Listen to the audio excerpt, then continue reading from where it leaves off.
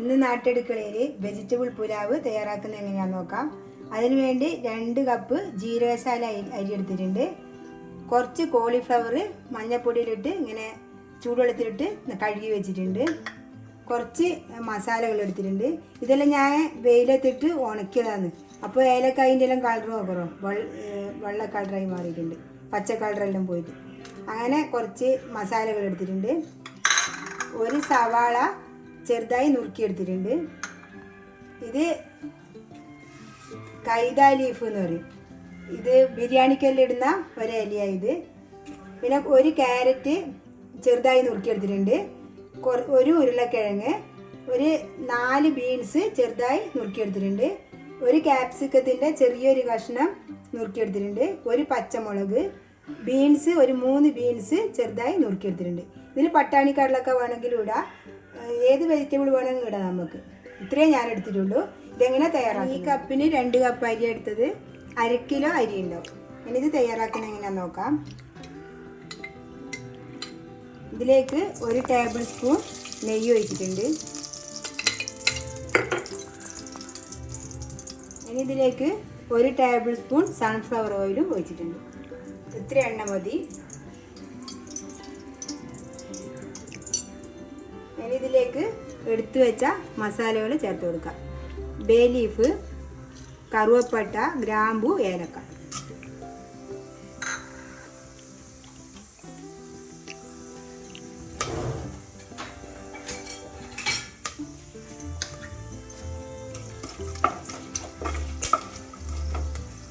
ഇതിലേക്ക് എടുത്തു വെച്ച സവാള ചേർത്ത്.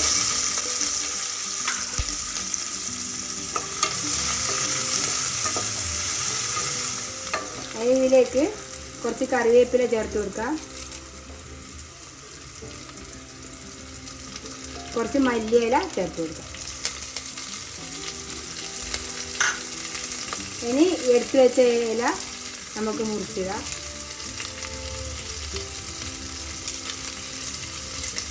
ഇത് നെയ്ച്ചോറിലും വെക്കുമ്പോൾ ചേർത്താൽ നല്ല മണം ഉണ്ടാക്കും.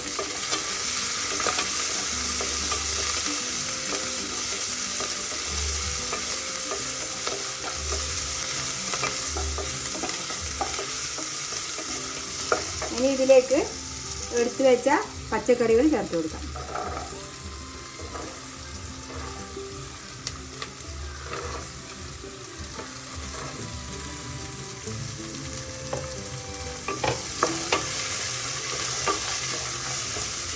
ഇതിലേക്ക് എടുത്തു വെച്ച കോളിഫ്ലവർ ചേർത്ത് കൊടുക്കാം. ആവശ്യത്തിന് ഉപ്പ് ചേർത്ത് കൊടുക്കാം.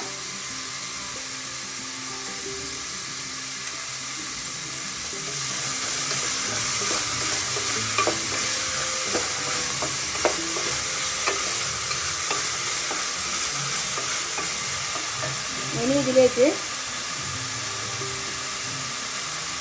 ഒരു 1/4 ടീസ്പൂൺ മല്ലി പൊടിച്ചത്, പച്ചമല്ലിയാണ്, അത് പൊടിച്ചത് ചേർത്ത് കൊടുക്കാം. ഇനി ഇതിലേക്ക് 1 ടീസ്പൂൺ കുരുമുളക് പൊടി. ഞാൻ അധികം എരിവാക്കുന്നില്ല, എന്നുവെച്ചാൽ ചെറിയ കുഞ്ഞിക്ക് കൊടുക്കേണ്ടതാണ്. ഞാൻ ഇതേപോലെ ആക്കിയിട്ടാണ് ചെറിയ കുഞ്ഞിക്ക് കൂടെ കൊടുത്തത്. അന്നേരം ഇവർ പറഞ്ഞ് നമുക്ക് കൂടി തിന്നാനാക്കാമെന്ന് പറഞ്ഞു. അങ്ങനെയാണ് കുറച്ചധികം ആക്കിയത്. ഇനി ഇതിലേക്ക് പെരിഞ്ചീരകം പൊടിച്ചത് ചേർത്ത് കൊടുക്കാം.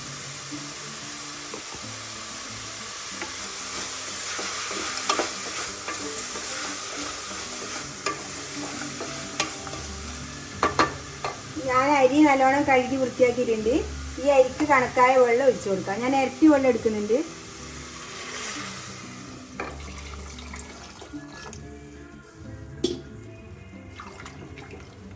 ഇതിലേക്ക് കുറച്ച് മഞ്ഞൾപ്പൊടി, ഒരു 1/4 ടീസ്പൂൺ മഞ്ഞൾപ്പൊടി ചേർത്ത് കൊടുക്കാം. ഇനി നല്ലോണം തിളച്ച് ചേർത്ത്. ഇതായോ നോക്കാം. ഞാൻ 1 വിസിലിന് എടുത്തത്. ഇതിൽ കുറച്ച് വിസിൽ ഞാൻ പോക്കി. ഇനി നമുക്ക് നോക്കി നോക്കാം. ഇത് ഇതിൻ്റെ അകത്ത് ഞാൻ വെളുത്തുള്ളി ഇഞ്ചി പേസ്റ്റ് ഇടുന്നത് പറയാൻ മറന്നുപോയിന്. അത് പച്ചക്കറി ഇടുമ്പം തന്നെ നമ്മൾ അതിലിട്ടിട്ട് ഇളക്കണം. നല്ല ചോറായിട്ടുണ്ട്. ഇതേപോലെ നമ്മൾ കുഞ്ഞു മക്കൾക്കെല്ലാം ആക്കി കൊടുക്കുക.